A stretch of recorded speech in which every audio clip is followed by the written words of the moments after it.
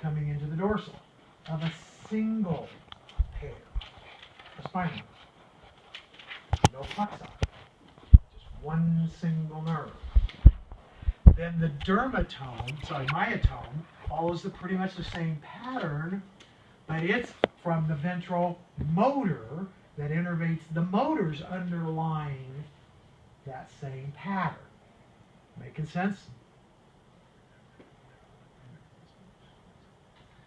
So that means, again, C2 is taking sensation from this area of the scalp and bringing it into a single pair of spinal nerves to C2.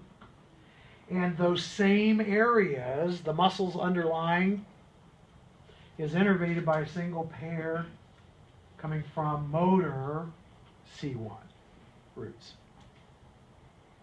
But then what happens as soon as the motor and the sensory leave or stop touching the spinal cord? They become a mixed nerves, which makes sense that they would overlap each other, doesn't it? The sensation should come from about the same place that the motor's going back to, of a single pair. But in a plexus, what happens? We braid adjacent spinal nerves together, right? So instead of just C2, this single pair that comes out under C1, I got C1, 2, 3, 4, and 5 hooking together, right? That then becomes a plexus that goes down and innervates cutaneous nerves. And a cutaneous nerve we broke down in the brachial plexus, where we had musculocutaneous nerve, musculocutaneous. See, that's a separate nerve now that innervates just all of this, but it overlaps the dermatome and myotome of C1, C2, C3, C4. It's not exactly the same, is it? Because I'm saying the musculocutaneous just does this, right? Head and neck. Then the axillary is innervating my deltoids and teres minor, right? And then the radial nerve goes down the back, that spiral groove, and then it comes out, and it innervates specific muscles. And the median nerve comes down and innervates specific muscles, but it overlaps the dermatome and myotome matter. Because, stop and think about it, and just keep with me, okay?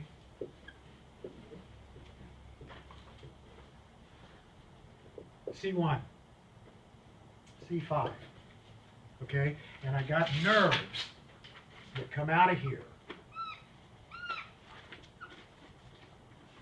And all of these guys braid together, and now what have I got? A plexus. That is a mix of muscles, or nerves, I'm sorry. A mix of nerves from all over the place that suddenly becomes the radial nerve, or the median nerve, or the ulnar nerve, all the way down at the end, right? But it's a mix. The radial nerve is a mix of C1, C2, C, and it's hard to distinguish which is which, right? Because they've merged together, become one big one, then they branch off as needed. The reason we're telling you this is what doctors use to diagnose problems. We can't, but want you to know what they're going through and the differences, so when they start talking and you start working with doctors, or you start working with people who have been diagnosed with specific injury, at least understand what's going through it and how they can figure it out. Whether it's something going on here with the radial nerve, which is, yeah, it's on the right side. The radial nerve is only going to affect specific muscles down here, but it overlaps the dermatome, which is coming from up here.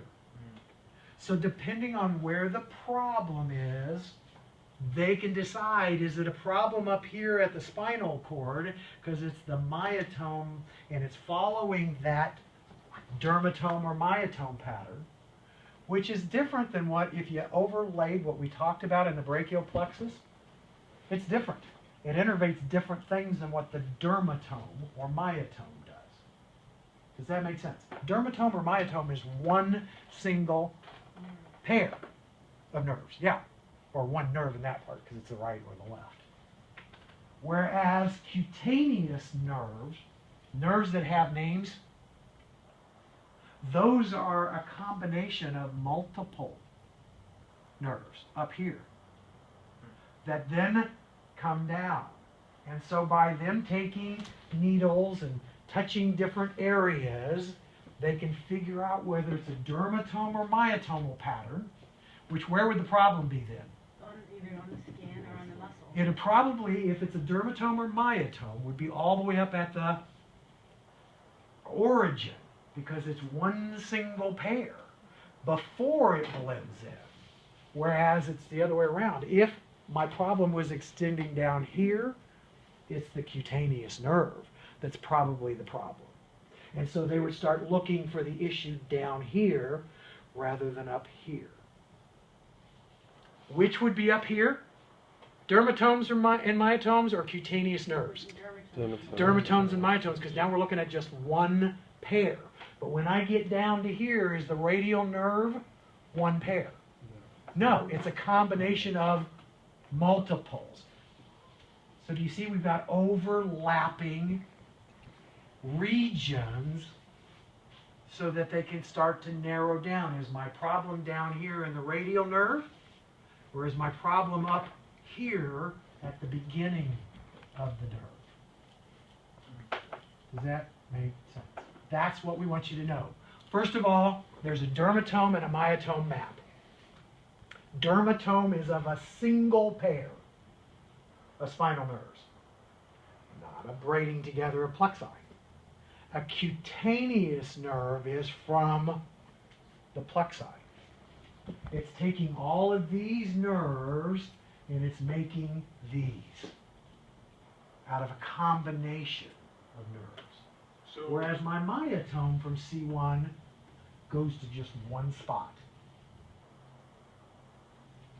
And C2 goes to one spot. And C3 goes to one spot.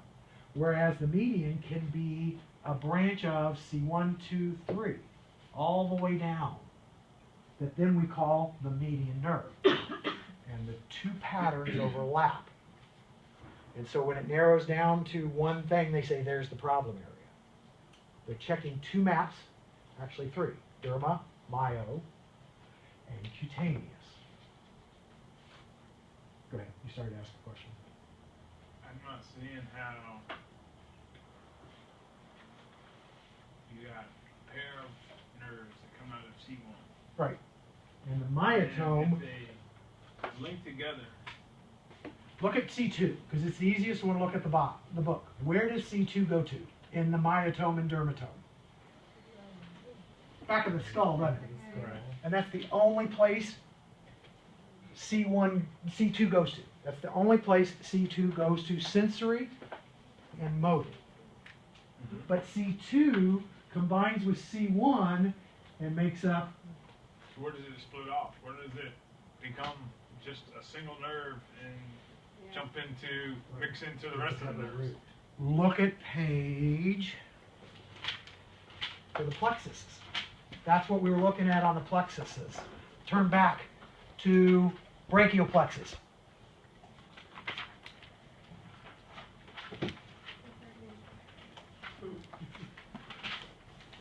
Okay. 438, but do me a favor and go look at page, 438. There's the picture. Okay? So we've got the roots. Then they become mixed together. Then we become a plexus. We start moving down, and then it starts to already start to branch out. Musculocutaneous has to branch out. Then axillary has to branch out. Then radius and median and ulnar have to branch out. See how they move on down? And they finally become evident when you see the name on it? So musculocutaneous barely braids together, and then it separates again and comes in and innervates that area of the deltoids. Okay? Then it moves on down, and then it breaks out further And when we get all the way down, it keeps breaking out. Everybody see that? Now go back to the written on page 436. Let's follow the motor, the top. And see, dorsal scapular is a cutaneous nerve. All of these nerves listed here. Subscapular, you know, and then we get down to that musculocutaneous, see it? And medial, and it moves all the way down into the axillary median radial ulnar. Look at the median nerve.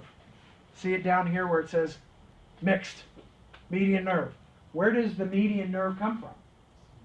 C5 to T1.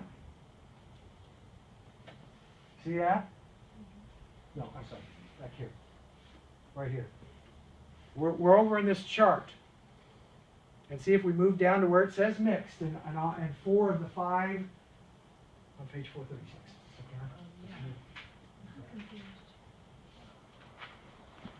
Right in here. And then here's the chart. So you're saying it jumps off of once a nerve comes out, and before it gets mixed, then they've been able to figure out how to trace that one nerve root all the way to its. So before they get mixed, right at the roots, they can follow the roots. And then it comes out, it splits off before it turns into the rama. Or the plexus. Yes, at the plexus. When the roots come out, then it splits off and it's like one nerve going to there, and then it continues on and becomes a plexus. Correct. Okay, so it's not like, that's what I was having problems with. When you'll see today when we get down to one we're supposed to get to today, sciatic nerve. It's the biggest nerve in the body, and it's a combination of a whole lot of single spinals. But it then becomes the sciatic nerve, which we call a cutaneous nerve. The musculocutaneous, the axillary, the median, radial, and ulnar are all cutaneous nerves. But then again, look at what it's saying. Axillary is a combination of C5 and C6. Median is a combination of C5 to T1. Look up to... See, every one of them is a combination of at least a couple of pairs, most of them. But then it comes down and it makes it a named nerve. From C1, remember there's no names for spinal nerves. As soon as they act, they don't become named until they become a cutaneous nerve and are going to innervate a specific spot. So, to answer your question, when they're roots, they're still separate, sensory motor. They become a mixed nerve. They exit at C2, under C1. Okay? That C2 then weaves with the plexus and becomes the cervical plexus and goes down and then splits right away almost to innervate what it does, and it becomes specific nerves. So after the plexus is what we're talking about then, or before the plexus is. And what they're doing is this right here, where it all becomes a mess. These are cutaneous nerves now.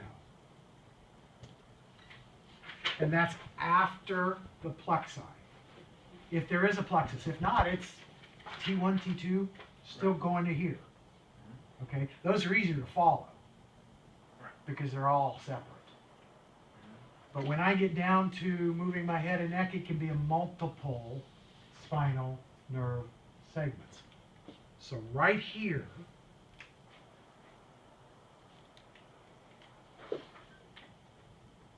that's a single pair.